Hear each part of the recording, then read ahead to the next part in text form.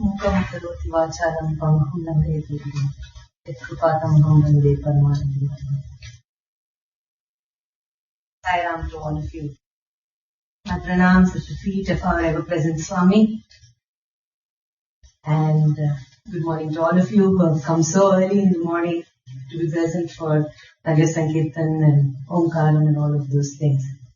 I took advantage of my older age and stayed home. I'm sure I'll hear about that from Swami, but the reason was that I just wanted to have a little quiet moments to myself before I came here and spoke to all of you.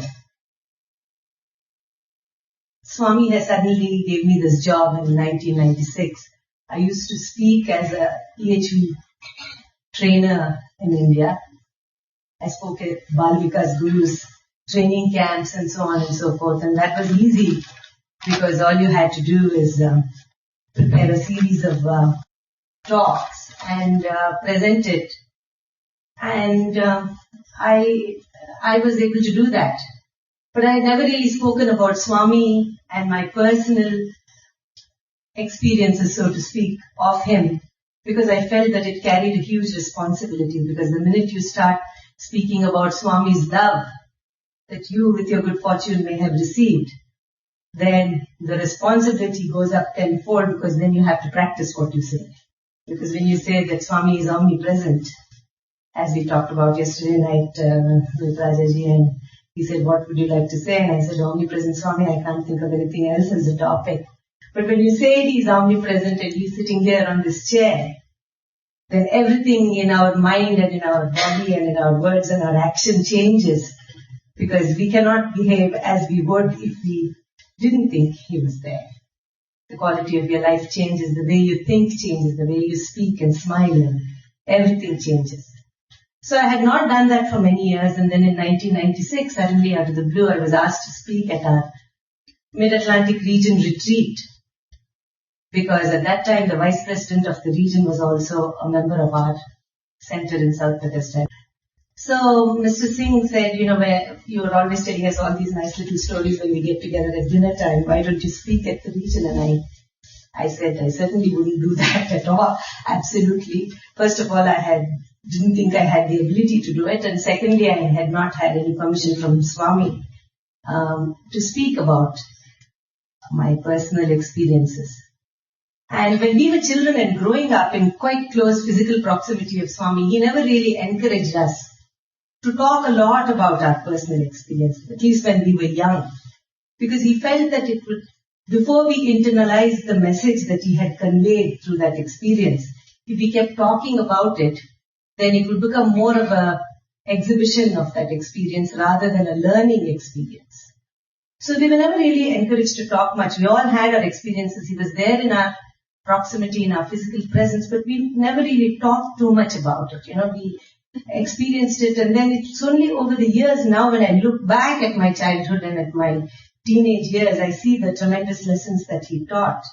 But if I had talked about it too many times then, I don't know if I would have learned some of the lessons or even recognized them as lessons. It's only when I look back now that I think of them as lessons. So I had never spoken about Swami, and then suddenly out of the blue, when Mr. Singh asked me, I said, no, I cannot do this. He said, this is Swami's work, how can you say no? Now that's a very nice way of getting to have your Sai devotees do some work. So that's a very hard thing to get out of. So I said no, and then I said no, I haven't asked him and all that. So my father, Swami was in Bangalore at that time, and my father was in Bangalore. And my father was not the kind of person who would go to Swami and ask about his family members. So I called him up thinking that I must find a loophole to make my father ask Swami. We all love loopholes. We like to find loopholes in everything in our life. If there's one way to do it, we want to find a different way, an easier way to do it.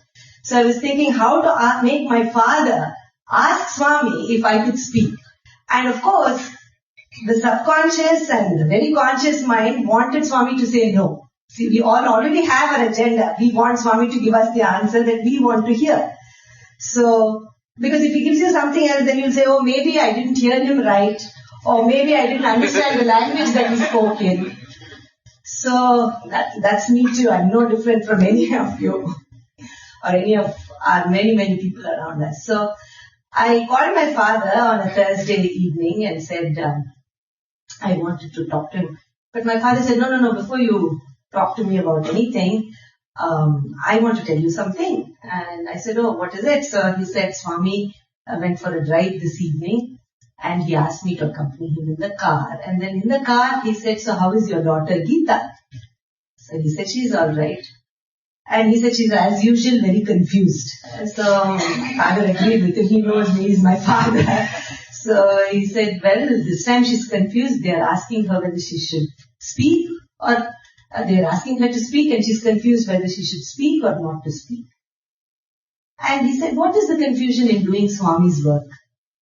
If you do Swami's work, Swami does your work for you. What is the confusion? Tell her that she should have absolutely no confusion in doing Swami's work. So my father conveyed this message very nicely and ended the whole conversation by scolding me and saying, why are you refusing to do Swami's work? He didn't know what it was. So I said, no, they've asked me to speak at a retreat. And I said, I didn't have Swami's permission. So my father said, well, he's already said that there should be no confusion. Go ahead and speak. So I said, no, but you don't understand. Please go and tell Swami that this is a huge retreat. There are 1,000 people there. People like, Dr. Hislop and Dr. Goldstein and all these people have spoken. It's not just like some dinner at home. So please go back and tell Swami that this is not just any meal. So my father said, I certainly am not going to go back and tell Swami, you don't understand that this is a retreat of 1,000 people. So I said, no, please, can you tell him something? I'm not going to give them an answer. He said, no, I'm not going to say anything. If Swami says anything more to me about it, I will call you and let you know. But I think you should just go ahead and speak. So this was Thursday. And again, I called him, after waiting for 3 days, I called him back on Saturday morning. And again, of course, Swami in his infinite grace, because we are children to him. And as any mother would reassure a child who is nervous and doesn't want to do something, very encouragingly told my father, so now what is the confusion again? So she's saying, Swami, she's very nervous about speaking at this big retreat. So Swami said, no, let her go and speak. There is no need to be nervous. I will be there with her. So that's how I started. So I spoke at that one retreat. And 2 years later, a year later, I went back to India in the summer, and Swami very sweetly asked my family in for an interview. And I said, Swami, he asked me, did you speak finally? Yes, Swami, I spoke. After asking me that question, did you speak? He also narrated everything that I had spoken at that retreat. So then I said, Swami, it's over. I've spoken once, that's it, right? So he gave a very nice answer. He said, you have experienced so much of Swami's love. I don't know why you think it was free. It is not free. Whatever you experienced, you have to share. So all of us are here today. You are experiencing Swami's love in your own lives in so many different ways. You have this beautiful hall that has come to you, and I heard yesterday on the way back from the airport that you just received the papers to occupy it yesterday morning. Swami loves to do everything in the last minute. That makes us think of him more. And please, Swami, 100 people are coming, 200 people are coming, where are the papers, where's the man? So you're praying more intensely to him. You have received his love in this manner. Every Sunday in Bethesda in Washington DC area, we rent a school and 200 people come for bhajan every Sunday.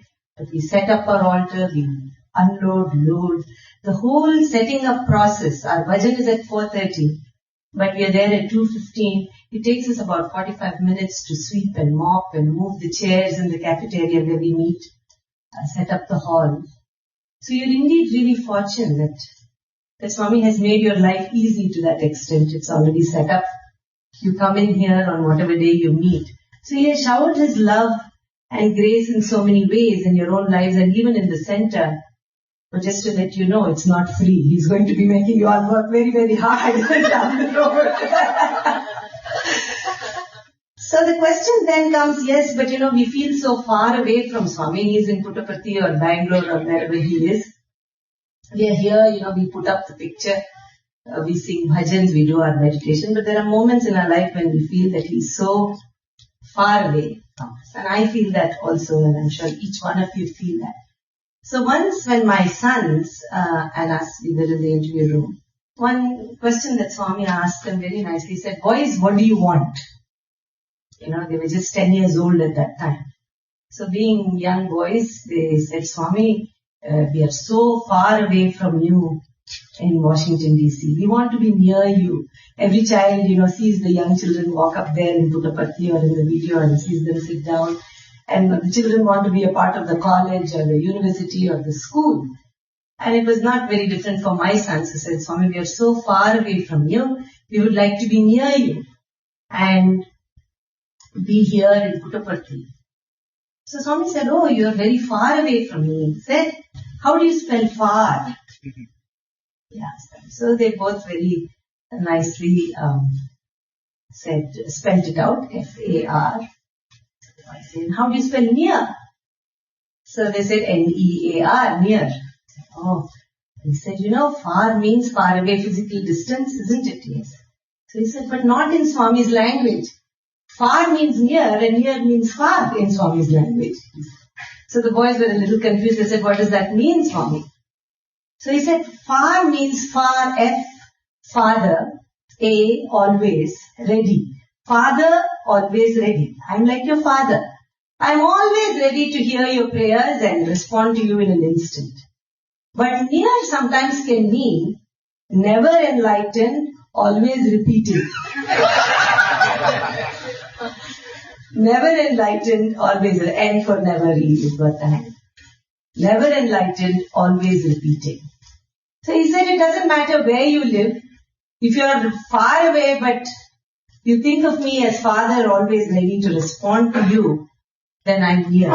But if you are near here in Vrindavan, in Puttaparthi, in the veranda, wherever it might be, but if you are never enlightened, never practice, then you're always repeating the same mistakes. Then there is no purpose in being physically near.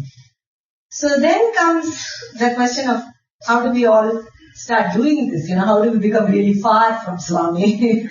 Get him to respond to us.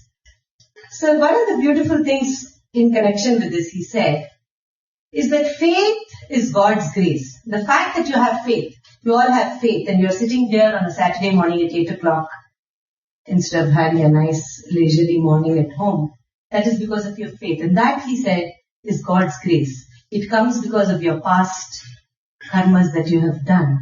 God inserts a seed of faith within you. That nobody can give you. That has to come to you on its own. And because of God's grace. So that is a seed. But that seed will sprout a little bit. And you have to nurture that seed because it's still a seedling. That little faith that you have to look after it. So how are you going to look after it? You're going to have to do Namasmarana, he said.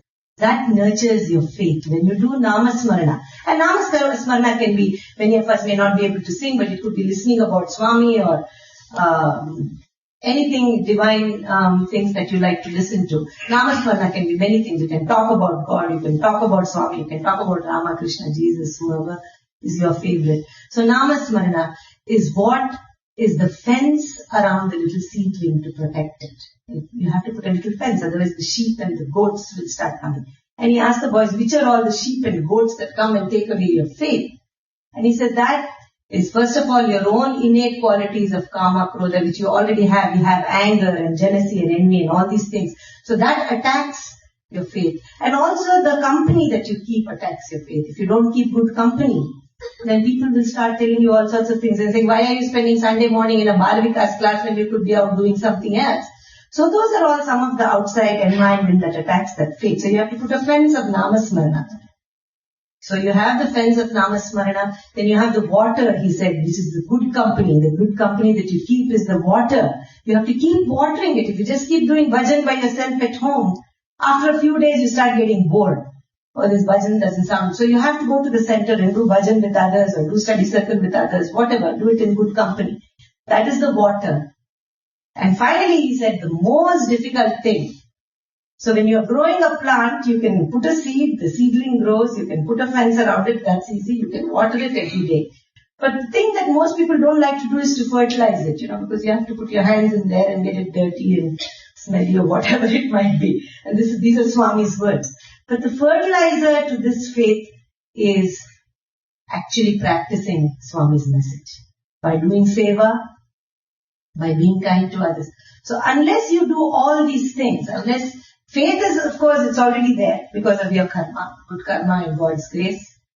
Unless you put a fence of Namasmarana, and unless you water it with good company, and unless you actually start transforming your life into action, some sort of work that you do, whether it is through the sevas that you do through the Sai Center or anywhere, unless you start practicing Swami's message, it is only then that you will feel Swami's presence in your life. So until then, don't say that you have not felt me. It is not my fault. He said, I'm like the magnet. And there are iron filings, you are the iron filings, but if you are covered with rust of jealousy and all the bad qualities, if you are covered by rust, and you say the magnet is not attracting me, then nada tappu, he answered. Is it my fault? It is not my fault. You have to start clean. So having said all these things, how do we start practicing? We all come to the bhajan method. So I thought today that some of the wonderful ways in which I can make my faith very strong and my feeling of Swami's presence is constantly thinking about him and all the wonderful leelas. Many times, many of you all said that you had listened to tapes or seen some videos of my talks and so on. And I'm sure many of the things that I might say is repetitive. But Swami's glory is like Bhagavatam. You listen to the Lord Krishna's Bhagavatam 100 times, we are still not bored because it is the Lord's stories. In fact, Swami told me last time when I was there, I said, Swami, the Sai Bhagavatam I've been doing wherever I go.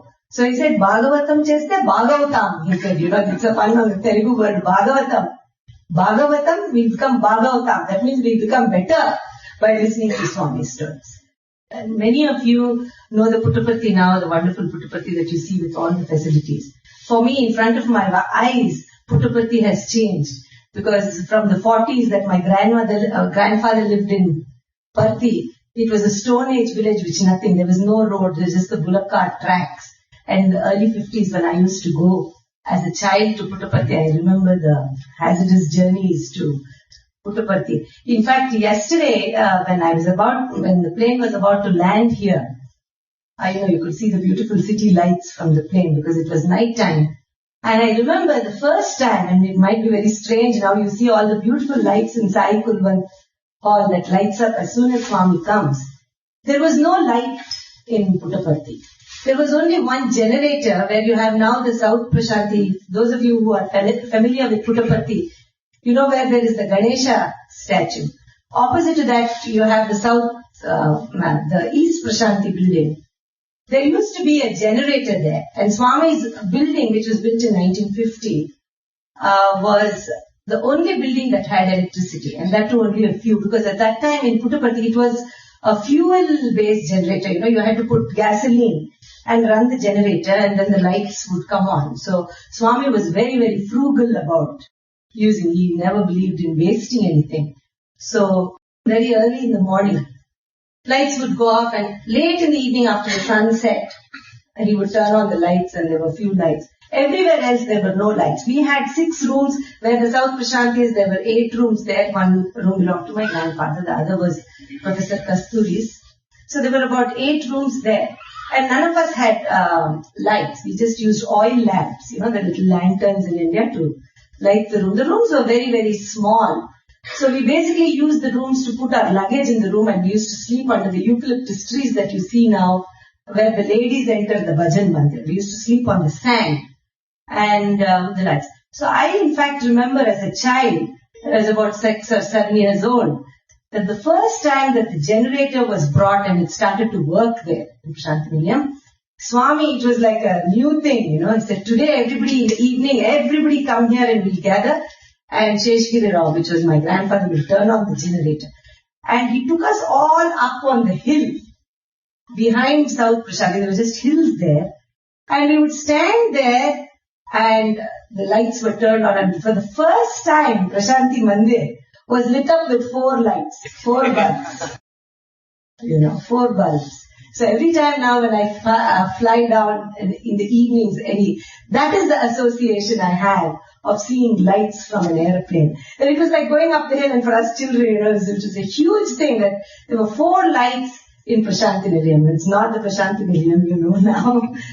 With so many facilities. So Swami, I remember, said 6:30 the sun is going to set, 6:15 we'll all go up the hill. And I remember Swami climbing and jumping over all the rocks because it was a very rocky and up the hill and lots of thorns and everything. And he never used to wear chappals. And my grandfather would insist, especially when he went near the hill, to wear sandals. But he wanted to climb the rocks, so he didn't want to wear sandals. So I remember all my cousins and I as children go up there and stand there and see. I haven't forgotten the story I started off. I started off with a lady, but this was went off on a tangent because of the lights. But there was in the late 50s, there was a man, Dasharatha Ram Reddy, in Prashanti Nilayam. We would all go from Bangalore after that long trip. There was nothing in Puttaparthi, and even to get milk to make a little bit of coffee, it had to come from the village. And the villagers were not particularly cooperative about bringing and giving us anything. There was this gentleman, Mr. Dasharatha Ram Reddy, who would walk to the village and actually purchase 2 gallons or so of milk and bring it to some of us who had come from Bangalore. We were about 15 or 20 family members. We would travel to Puttaparthi, and he would bring the milk so that we could make coffee, and coffee for Swami also. At that time, Swami used to drink coffee. So the family members used to cook the food for Swami and the coffee and everything. So he used to bring it. Every day he used to make this trek of about 2 or 3 miles into the village, get the milk at 3 o'clock in the morning, and come back with the milk so that it would be ready by about 4:30 or so. By the time 5:30 came along, Swami would come down. So this was his daily routine. And then the villagers would come and sell a lot of jasmine flowers. And so all the ladies would make it into a 4-foot garland for Swami to garland him twice a day. Once after bhajan while doing aarti, and once after evening aarti. That was the thing. So all the ladies at 4 in the morning, you would sit them all making jasmine garlands, which would be tied together to make it 4 feet to fit Swami. And every day, so they would need 2 garlands. And of course, if there was any special occasion, you would need a few more. So this jasmine. And this particular lady, this Dasharatha Ram Reddy's wife, would be constantly making garlands. Even now when I think of her, I just see her sitting with mounds of jasmine flowers, just making garlands and garlands. And Swami would just come out of the room and he would go and check how far is the garland gone, or is it ready for the evening? Would go and see her, and she would say. And many times, in fact, I remember my old grandmother, and she would both sit and make garlands while the younger people cooked and all that. And many times I remember that Swami would come and would insist, even in the Akhanda bhajans when he used to come to our house, he would insist that they would teach him how to make the garland. That making a garland the way they do it in the south of India with your fingers, tying the knots, is quite an art. If you want to get it close and looking nice, you can make a garland which is 1 inch apart, the flowers, and look very, this thing. So these ladies were very good at it, and Swami would insist. And Swami was young at that time, and these ladies were much older than him. So they would say, Swami, go now, you're wasting all the flowers, we are not going to teach you anything. Next avatar you can learn. They would tell him. Elderly ladies, much. Swami was in his 30s, and they were all 60, 65 years old. So they would talk to him very lovingly, though they had recognized his divinity, they would talk to him as a young person. So he would say, no, give me. So I remember actually my grandmother once getting a steel bowl from the kitchen and giving him a bowl full of flowers and says, this is it. You can learn with this, or that's it. We're not going to give you any more flowers. So he would try to sit there tying the flowers, and the flowers would keep falling out. And he would keep saying, you people are not teaching me correctly. You are cheating. You don't want to teach because your fame will go down.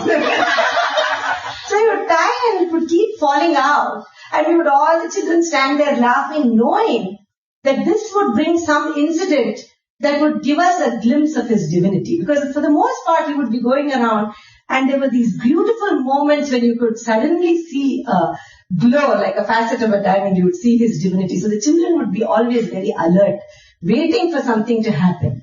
When he would be tying, the flowers would fall. The next second, you would suddenly see a 4-inch garland in his hand. He would have tied it. Say, see, I am a good learner. Within a minute, he would have already made a garland about 1 foot long with his hands, showing that he could do anything that he wanted. He was just playing a joke with these ladies. So this lady was there, and she would be constantly making. And many years went by, and as you all know, Puttaparthi changed, people changed, more people came. And she became older, her husband passed away. And she still has the room in Puttaparthi, but she used to stay there. And she became, if you want to call it that, in the eyes of the world, a non-entity in Puttaparthi. She had no role to play anymore. Many times that happens to elderly people in our own homes, and when we feel that they are not of much use to us, we don't bother with them too much. This lady who had served Swami for more than 10 or 15 years, her husband passed away, children had settled in different places. She lived all by herself. The job of making the garlands was taken away as more people came, more decorations, more everything happened. So many times when we went to Puttaparthi and we would see her in the darshan line, we would say, Auntie, how are you doing? She says, I'm all right. And we would all talk about the old days in Puttaparthi, see how Puttaparthi has changed, look at all the people coming, look at the beautiful. And she always never regretted that she didn't have that job. Or she would say, I used to make those garlands, now see Swami, but she would feel joy at Swami's glory. That so many people were coming to see her Swami, that little Swami who used to run to her. So I went on, and she would feel many times that Swami doesn't see me anymore in his physical proximity. He doesn't talk to me anymore. And somewhere I'm an old lady sitting in the sick line, old ladies line. And we used to feel very bad, many times, because we knew with how much love she used to do this job, and with how much love Swami used to go and see her every day, twice a day, to see if the garland was ready. And in fact, he would admire her because every day she would make different color combinations. 2 years ago, I met her in Vrindavan. And I went up to her, very elderly lady, in her late 70s, and quite bent over a little bit, and said, Auntie, how are you? And she was just brimming with excitement and joy. She said, Geeta Ma, I want to tell you something. I want to share this with somebody who knew me there. So I said, oh, what happened, Auntie? You seem so excited. She said, I thought that this Swami has forgotten me. All I did was just Namasmarana. Day in and day out, I thought that he has no use like all the rest of the people in this world for an old lady who can't do his seva anymore. I'm too old to do. So I just sit in my room. I still make the garlands, but I put it on the photo in my room. And I was spending my days like this, and suddenly she said, about 2 weeks ago or 3 weeks ago, a Sevadar man came and knocked on the door, and nobody even knew her. He said, are you Dasharath Ram Reddy's wife? I don't think she had been called that in 10 years or 15 years since her husband had died. She said, yes, who wants to know that? So he said, Swami is in Vrindavan and Swami has sent a car. He wants you to come to Bangalore.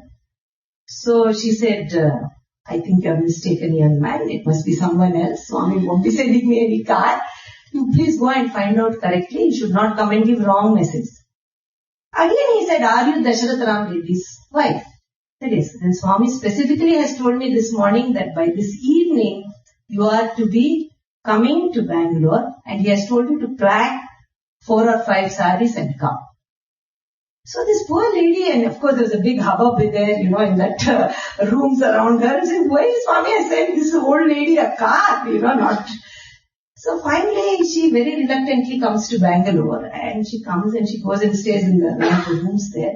Still very, very afraid that they have made a mistake and taken the wrong person. And many of you know how if you have not been called for an interview and you get up and go, Swami, you can see him send them back. So she was thinking this was going to be her fate. He's going to send me back and scold me. Swami comes out for morning darshan and said, I sent the car, did you come? They brought you properly. Yes, Swami, I thought they are mistaken. They asked me if I am Dasharath Ram Reddy's wife. He said, yes, don't I know your name? I was the one who told them your name. She said, well, so Swami said, I'm going to Kodaikanal tomorrow morning. I'm taking you with me in the plane. So get your clothes ready. This lady has never gone anywhere in a plane. He said, I'm not going. She said, well, why are you taking me? He said, no, did you think I have forgotten you? Do you think I have forgotten all the garlands you used to make for me? All different colors. These youngsters these days don't even know what a garland is, forget, let alone how to make one. I'm taking leave. So he took her for 10 days. She said, Swami, I didn't bring that much. She just brought 2 or 3 saris to spend 2-3 days because she was sure they would send her back. He said, don't worry. And he sent her shopping to Bangalore. Made her buy 15 saris because he said, you need 15 saris for 15 days in Kodaikanal. Brought her back and took her to Kodaikanal with him.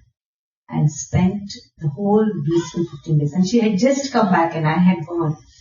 And she wanted to share her excitement and that feeling of joy that God had remembered her. And I said, Auntie, how do you think? Why do you think He remembered you? And she said, no, all I did was Namasmarana. All I did was Namasmarana. That's all I did. I couldn't do any more seva.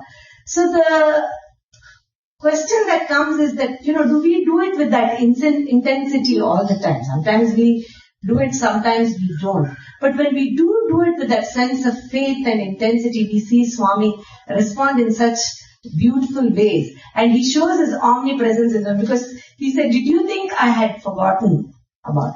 I'll just give you one thing that just happened to me recently. Somebody was asking me in the car yesterday on the way back, the young girl who came with us in the car, that how was the excitement of having to speak at Ladies' Day in Puttaparthi this year. And that came as I told you, it was one of the most petrifying moments of my life. But Swami is always present, that you can feel Him tangibly when you are very focused on Him. What had happened was I had arrived in Puttaparthi on November 17th. To give you a little bit of background, last year I went to India in July because my son graduated. And I just wanted to take him and have Swami's darshan before he started his new job. Swami had actually, again to talk about omnipresence, which was what the topic was kind of today, this morning. My son graduated last year in June. And before that, in the spring semester, he had gone to a couple of interviews and all that. But he had not received any offers as such or anything. But he had gone to the interviews. And my brother, by the way, I have one brother. My brother's name, Swami has given him 2 names. So, my brother had gone to Puttaparthi and Swami called my brother into the interview room and said, has Geetama's son finished his exams? My brother said, no, Swami, this is the final semester. He'll finish in May. So Swami said, tell him to join the Canadian-based company. So my brother called me from Puttaparthi and I said, has Varun been applying in Canada or something, So I said, no. And then in fact, I was a little confused because you never know what these young people are doing anyway. So I said, have you been applying in Canada, which is a Canadian-based company? And he said, no, I haven't applied in Canada. Why did Swami say? Anyway, I haven't gotten any offers. I just attended the interviews. Then he was racking his mind and he suddenly came back and said, oh, CGI AMS is a Canadian-based company. I think that's what Swami meant. So we called my brother back. And then the next morning when my brother was in the veranda, he called him again and said, yes, that is the company. They're still wondering which one. They think I don't know the American company. So this is, we had not even told my parents or my brother that my son had even gone for an interview because it was still so early in the whole thing. So anyway, he had accepted their offer, which came almost 6 weeks after Swami had told this to my brother. So anyway, we went to Bangalore in July. Swami was in Bangalore.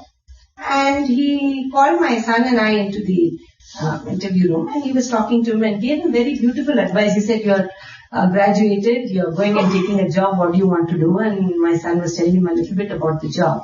And then Swami very sweetly said, yes, very good job. I know, very good salary and all that. But no buying big and fancy cars. And my son was like, he looked at me and said, you've been praying again, haven't you? But Swami just says, no big, And he gave him very beautiful guideline for him to follow in his life. He said, save chesi, save chesi. Save and do seva. Save chesi in Telugu, save chesi, that is English word save. Seva chesi. Do seva, save and do seva. So that is a beautiful guideline for a 23-year-old getting into a job. What his life should be, what his focus on life should be. Swami gives these gems only once. You have to take it seriously. If you don't, then, you've lost the opportunity to continued grace. So, he said, so it's not very important to keep climbing the career ladder. It's more important to save the money, and do seva. That should be the focus of your life. So he talked, and then very sweetly he asked me, when are you going to come and see me again? He asked me. I said, whenever you tell me, Swami. And he said, come for my birthday. I told him my husband cannot come, Swami, because he was the president last year of the Buddhist Center, and he won't be able to come. He said, will it be very difficult for you to come without your husband? I said, no, Swami, I've already made that one mistake before. When he had asked me to go and speak several times, Swami, I don't go, Swami, should I keep going? I kept asking you, keep going and speaking. I said, Swami, if I keep going, it becomes very difficult at home for my husband, the food and cooking. And he said, what is so difficult? He can eat yogurt, rice and pickle here. My husband was very upset with me. He said, what are you telling Swami? I'm a glutton. I've never complained about the food. Why are you talking about cooking just because you don't want to go and speak? You made me out to be a bad guy. So I said, what is the problem? Now let him eat yogurt, rice and pickle. So this time I didn't make that mistake of saying, to be a couple. He said, will it be very difficult for your husband? I said, no, Swami, it won't be difficult. So he said, all right, then come for birthday.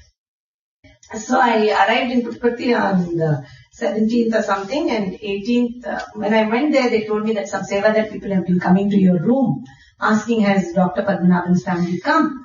My parents have a room there. So I thought that somebody from our center had given me some packages for a lady there, Chetana. They said her seva then had come, so I thought she had sent word for the packages. So I took the package and I went to her room on 18th evening, and I said, I just arrived. Here's the package. I'm sorry, I just got here today. She said, no, I didn't send word to your room for the package. I didn't even know there was a package for me. I've actually sent word because I've been having heart attacks. I said, why? What happened? She said, because I'm organizing the Ladies' Day. And the past 2 weeks, I've organized everything, the speaker list and everything. And every time I give Swami the speaker list for the Ladies' Day, with all, they have a lot of important people attending the Ladies' Day and the speakers also. So Swami looked at the list and said, I've asked Padmanabh's daughter to come for birthday. She will do the speaking. So don't want the speaker list.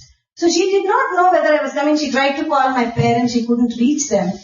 And she was very afraid because they had already printed it out. They had shown it to Swami, printed all the invitations to give to all the, whoever were the VIPs were coming. But I had not showed up till 17th night, and she didn't know if I was coming. And every day she was sending word to my parents' room, and there was nobody there. So on 16th, she told Swami, you really have to pick another speaker because she hasn't come. So Swami said, no, I have told her in July. She will be here, she will come. If she comes, let us pick. Otherwise, we'll just do the program. So this poor lady was very, very afraid. So when she showed me, she said, so you are the speaker. I said, I'm not the speaker for Swami's birthday celebrations. I'm not going to do this. You please tell Swami I have not come, I said. She said, there's no way I'm going to go back. And anyway, the program is tomorrow morning. I don't even, and it was already 8 o'clock on 18th night. So you're going to be up there. And then she gave me all the protocol, what to do, how to go up the stage, this, that. And I had not been to Swami's birthday since his 63rd birthday. So I didn't know what they did on these Ladies' Day things.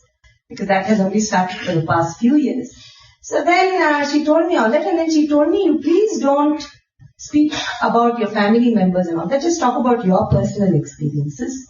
And then secondly, she said, stick to 10 minutes, maximum up to 12, because if you go beyond 12 minutes, Swami is going to stop you in the middle of your talk. So this had me completely a nervous wreck, How am I going to say whatever it is that I'm supposed to say, which I had no idea what, in 12 minutes. And then it's very hard for me not to refer to my family members because I didn't come like many of you as an adult. I was born into a family who were already devotees in 1943. So for me, the picture of Swami in the puja room along with Rama and Krishna was so much a part of my Rama and Krishna were pictures Swami just walked around too, He was a picture, he was in our puja room, but he was the God that came to our house and stayed with us for weeks. And so he was so much a part of my life, and my family members, that it's very difficult to talk about any experience that doesn't involve somebody in the family. I was thinking, how am I going to do? And then in the middle of the night, I called my husband who was in Washington and said, I don't know how I'm going to speak tomorrow morning. He said, well, do what you usually do. Just leave it to him. So I said, all right. And then, of course, everybody scared me there and said, you can't just go and stand there and speak. You must think of some 2 incidents at least to narrate, because if you see that big crowd, you might get really scared and forget everything. So everybody did a very good job of making me even more nervous. And then I had 1 or 2 things that I thought I would speak about. One was the Rose incident, which you may have heard about. The other was the other lady in New York. So I was thinking about all that, and then I was thinking, how am I going to finish in 12 minutes? Then I went and sat there, and my heart was pounding. That following morning, I could physically hear my heart, just pounding. And then the other thing, the minute the Vedas started, I knew Swami's car had started. So I knew now that there was no getting out of this, the program has started. So I was very, very afraid. I was sitting there. And then the first person who came and just introduced the program, everybody started off with pranams at the lotus feet, respected elders and all that, which I normally don't do in my talks. I just have a conversation with whoever is sitting in front of me, saying, I have to remember to say respected elders and all. And I was even more scared that I would forget all those things. Then I went up, and then I just happened to turn as I went up on the stage when it was my turn, and I could see this sea of faces, we couldn't even make out which was the men's side and which was the women's side. You could just see heads, the Swami's view, on top of the stage. And I went up to Swami, and they given me a rose to give him. I gave it to him, and he looked at me, and he said, what are you going to speak? And luckily for me, because I have sort of physically interacted with him for so many years, I didn't use my own brain and sort of arrogantly say, Swami, I'm going to say this and that. I mean, who am I to tell him what I'm speaking? So I said, whatever you tell me to speak, I'll speak, Swami, I said. So then he chose the 2 incidents in that instant. He said, narrate these 2 incidents. And he said that. And then very sweetly, the reason I'm giving you this long background is, the things that I was nervous about was the time and the fact that she had told me specifically not to speak about family members.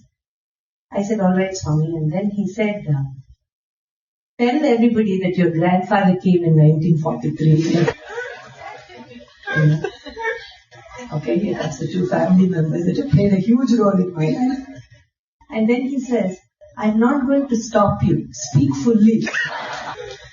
Then I just knelt and said, Swami, please bless me to speak properly. I said. So he bent down, and this is the divine touch.